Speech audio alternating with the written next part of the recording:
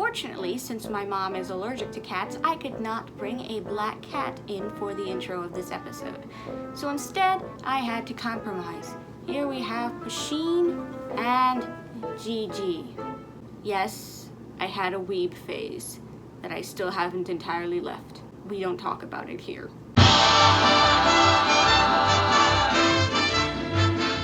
Hello, my darlings. I go by Lucy, and welcome back to my little corner of BookTube.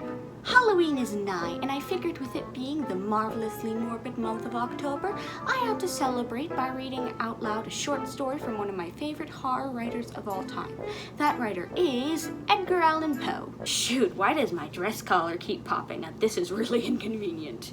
Now, I'm sure that you've all heard of the Telltale Heart, the Cask of Amontillado, which, yes, is in fact pronounced Amontillado and not Amontillado.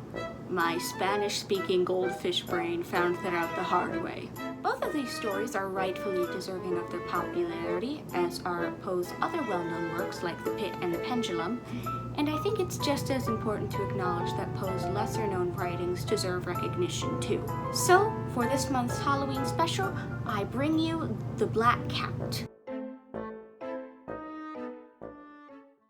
For the most wild yet most homely narrative which I am about to pen, I neither expect nor solicit belief.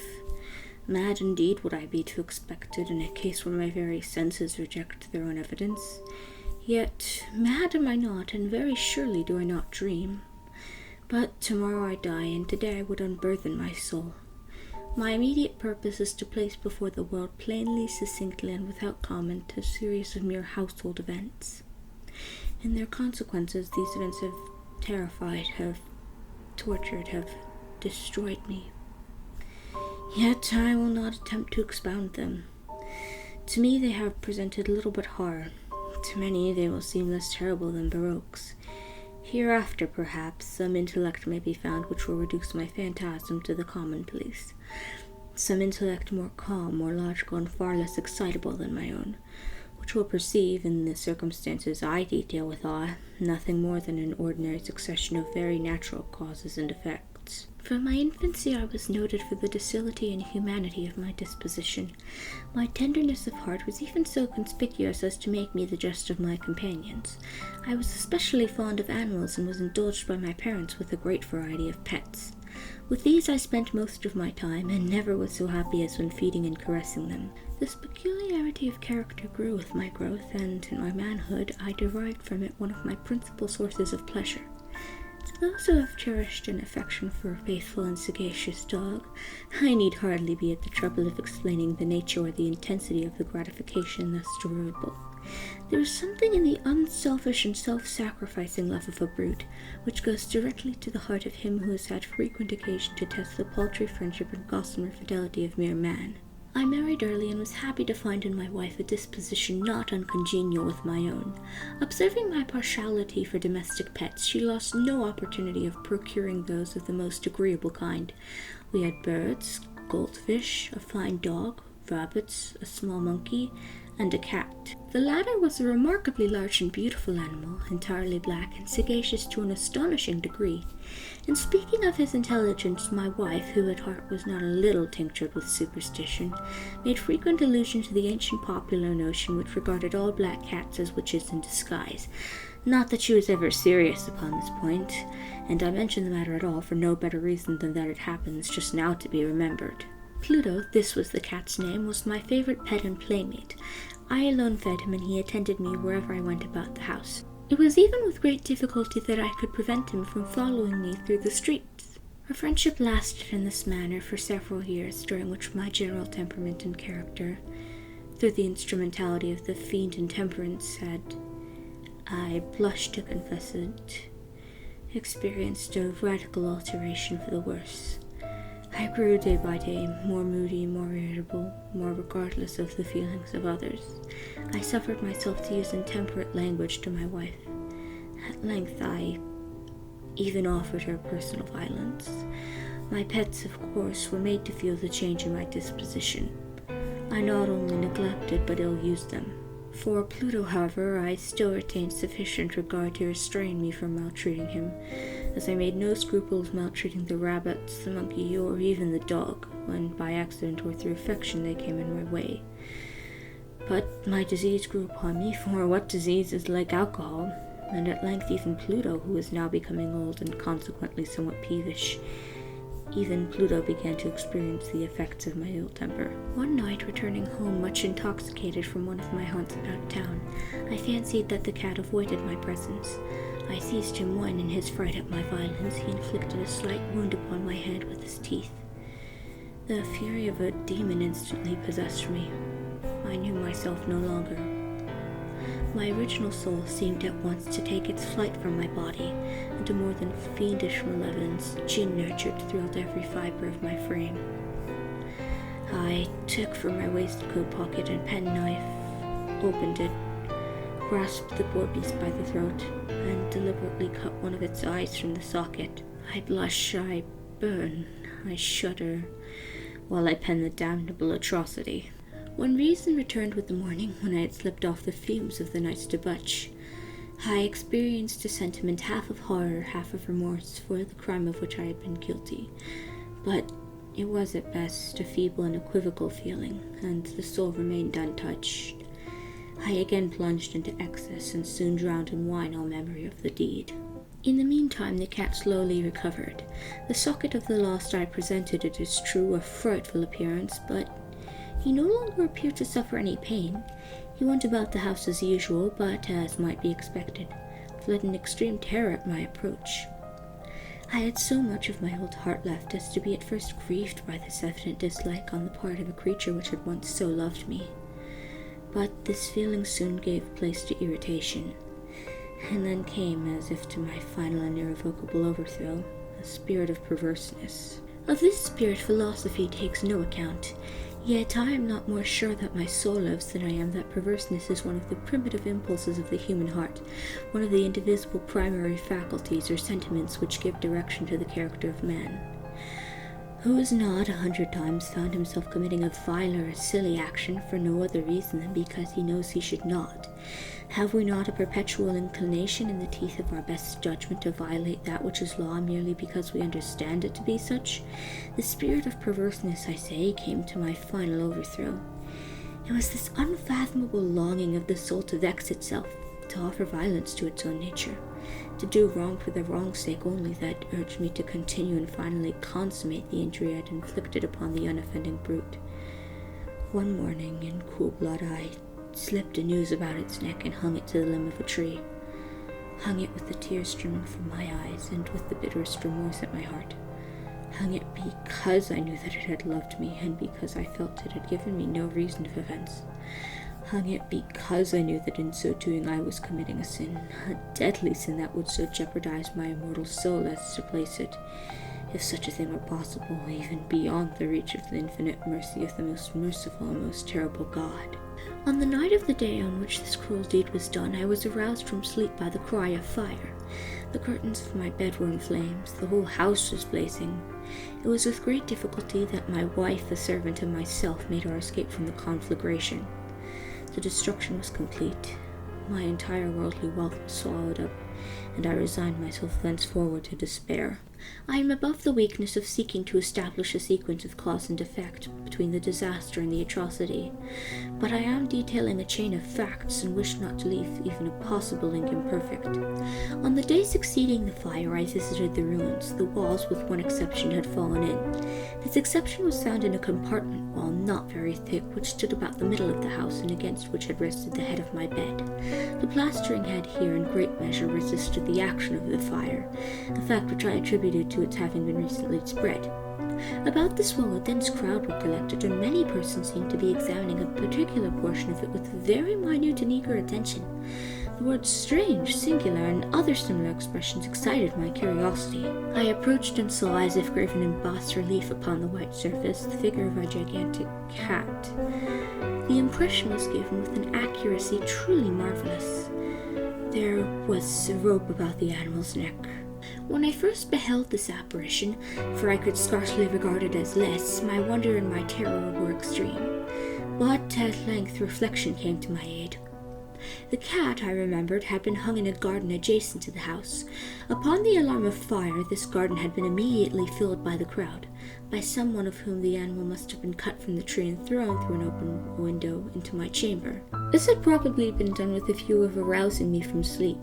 The falling of other walls had compressed the victim of my cruelty into the substance of the freshly spread plaster, the lime of which, with the flames and the ammonia from the carcass, had then accomplished the portraiture as I saw it. Although I thus readily accounted to my reason, if not altogether to my conscience, for the startling fact just detailed, it did not the less fail to make a deep impression upon my fancy. For months I could not rid myself of the phantasm of the cat, and during this period there came back into my spirit a half-sentiment that seemed, but was not, remorse. I went so far as to regret the loss of the animal and to look about me among the vile haunts which I now habitually frequented for another pet of the same species and of somewhat similar appearance with which to supply its place. One night, as I sat half stupefied in a den of more than infamy, my attention was suddenly drawn to some black object reposing upon the head of one of the immense hogsheads of gin, or of rum, which constituted the chief furniture of the apartment. I had been looking steadily at the top of this hogshead for some minutes, and what now caused me surprise was the fact that I had not sooner perceived the object thereupon. I approached it and touched it with my hand.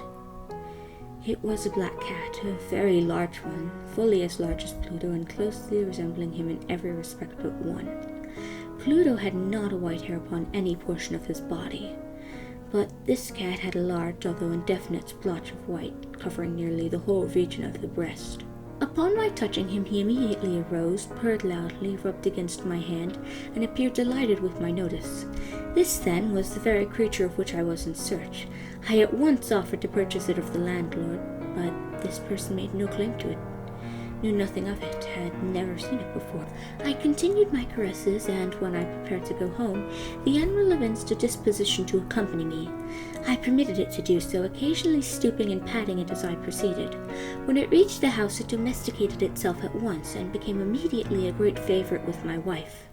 For my own part, I soon found a dislike to it arising within me.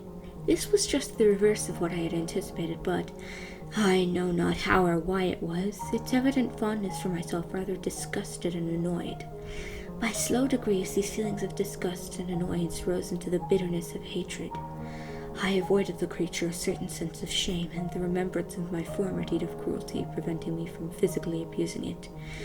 I did not, for some weeks, strike or otherwise violently ill-use it, but gradually, very gradually, I came to look upon it with unutterable loathing, and to flee silently from its odious presence, as from the breath of a pestilence. What added, no doubt, to my hatred of the beast was the discovery on the morning after I brought it home that, like Pluto, it also had been deprived of one of its eyes.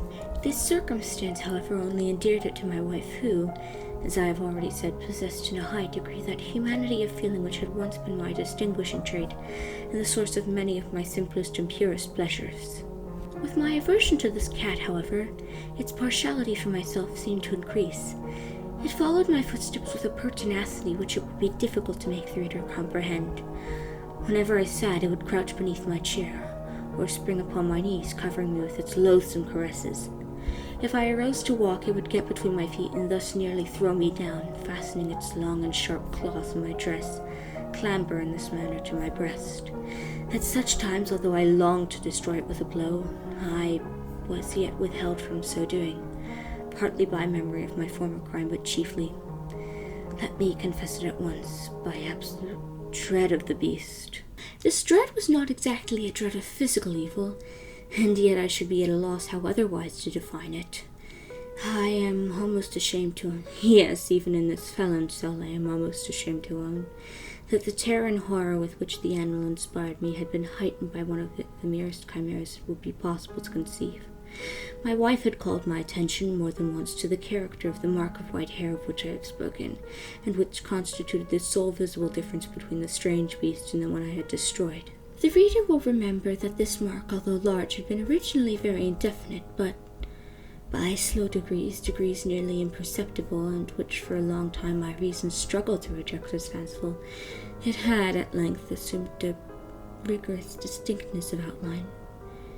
It was now the representation of an object that I shudder to name, and for this above all I loathed and dreaded, and would have rid myself of the monster had I dared. It was now, I say, the image of a ghastly thing, of the gallows.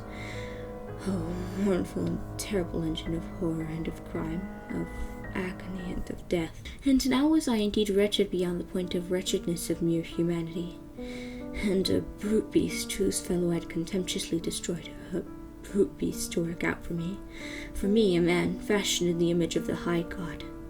So much insufferable woe.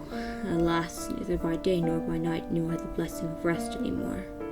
During the form of the creature left me no moment alone, and in the latter I started hourly from dreams of unutterable fear, to find the hot breath of the thing upon my face, and its vast weight an incarnate nightmare that I had no power to shake off, incumbent eternally upon my heart.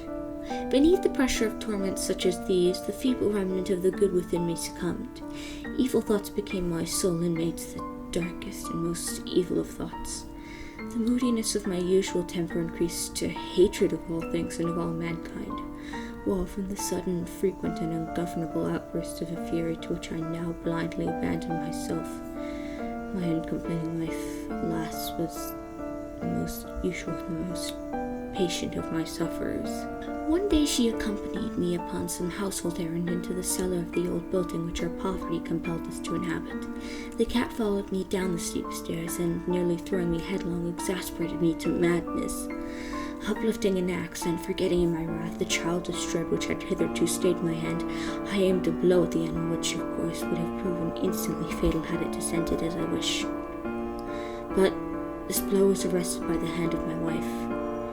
Goaded by the interference into a rage more than demoniacal, I withdrew my arm from her grasp and buried the axe in her brain. She fell dead upon the spot without a groan. This hideous murder accomplished, I set myself forthwith, and with entire deliberation, to the task of concealing the body. I knew that I could not remove it from the house either by day or by night without the risk of being observed by the neighbors. Many projects entered my mind. At one period I thought of cutting the corpse into minute fragments and destroying them by fire. At another I resolved to dig a grave for it in the floor of the cellar. Again I deliberated about casting it in the well in the yard, about packing it in a box as if merchandise with the usual arrangements, and so getting a porter to take it from the house. Finally I hit upon what I considered a far better expedient than either of these. I determined to wall it up in the cellar, as the monks of the Middle Ages are recorded to have walled up their victims. For a purpose such as this, the cellar was well adapted. Its walls were loosely constructed, and had lately been plastered throughout with a rough plaster, which the dampness of the atmosphere had prevented from hardening. Moreover, in one of the walls was a projection caused by a false chimney or fireplace that had been filled up. I made no doubt that I could readily displace the bricks at this point, insert the corpse, and wall the whole up as before, so that no eye could detect anything suspicious. And in this calculation I was not deceived. By means of a crowbar I easily dislodged the bricks, and, having carefully deposited the body against the inner wall, I propped it in that position while, with a little trouble, I relaid the whole structure as it originally stood. Having procured mortar, sand, and hair with every possible precaution, I prepared a plaster which could not be distinguished from the old, and with this I very carefully went over the new brickwork. When I had finished I felt satisfied that all was right. The wall did not present the slightest appearance of having been disturbed. The rubbish on the floor was picked up with the minutest care. I looked around triumphantly and said to myself, "Here at least, then, my labor has not been in vain." My next step was to look for the beast which had been the cause of so much wretchedness, for I had at length firmly resolved to put it to death. Had I been able to meet with it at the moment, there could have been no doubt of its fate, but it appeared that the crafty animal had been alarmed at the violence of my previous anger, and forbore to present itself in my present mood. It is impossible to describe, or to imagine the blissful sense of relief which the absence of the detested creature occasioned in my bosom. It did not make its appearance during the night, and thus for one night at least, since its introduction into the house, I soundly and tranquilly slept. I slept with even the burden of murder upon my soul. The second and the third day passed, and still my tormentor came not. Once again I breathed as a free man. The monster, in terror, had fled the premises forever. I should behold it no more. My happiness was supreme. The guilt of my dark deed disturbed me but little. Some few inquiries had been made, but these had been readily answered. Even a search had been instituted, but of course nothing was to be discovered. I looked upon my future felicity as secured. Upon the 4th day of the assassination, a party of the police came very unexpectedly into the house, and proceeded again to make rigorous investigation of the premises. Secure, however, in the inscrutability of my place of concealment, I felt no embarrassment whatsoever. The officers bade me accompany them in their search. They left no nook or corner unexplored. At length, for the 3rd or 4th time, they descended into the cellar. I quivered not in a muscle. My heart beat calmly as that of one who slumbers in innocence. I walked the cellar from end to end. I folded my arms upon my bosom and roamed easily to and fro. The police were thoroughly satisfied and prepared to depart. The glee at my heart was too strong to be restrained. I burned to say but one word by way of triumph, and to render doubly sure their assurance of my guiltlessness. "Gentlemen," I said at last, as the party ascended the steps, "I delight to have allayed your suspicions. I wish you all health and a little more courtesy. By the by, gentlemen, this is a very well-constructed house." In the rapid desire to say something easily, I scarcely knew what I uttered at all. "I may say an excellently well-constructed house. These walls— Are you going, gentlemen? These walls are solidly put together." And here, through the mere frenzy of bravado, I rapped heavily with a cane which I held in my hand upon that very portion of the brickwork behind which stood the corpse of the wife of my bosom. But may God shield and deliver me from the fangs of the archfiend. No sooner had the reverberation of my blows sunk into silence than I was answered by a voice from within the tomb, by a cry at first muffled and broken, like the sobbing of a child, and then quickly swelling into one long, loud, and continuous scream, utterly anomalous and inhuman.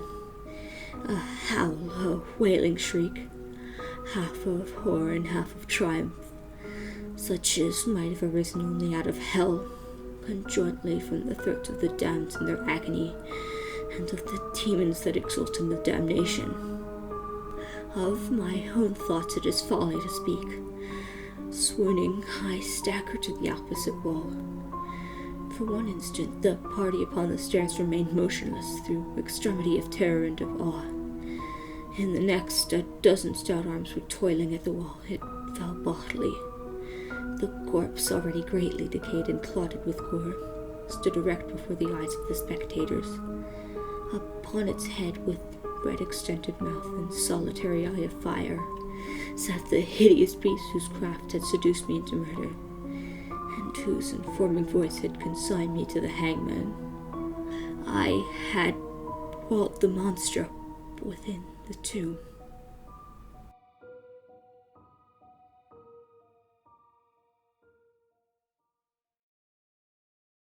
Alrighty, I forgot to record an actual video clip for the outro, so instead you hear me talking.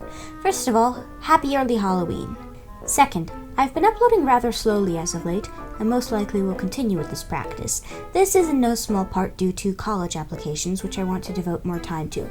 I'll try to get out one video per month at minimum.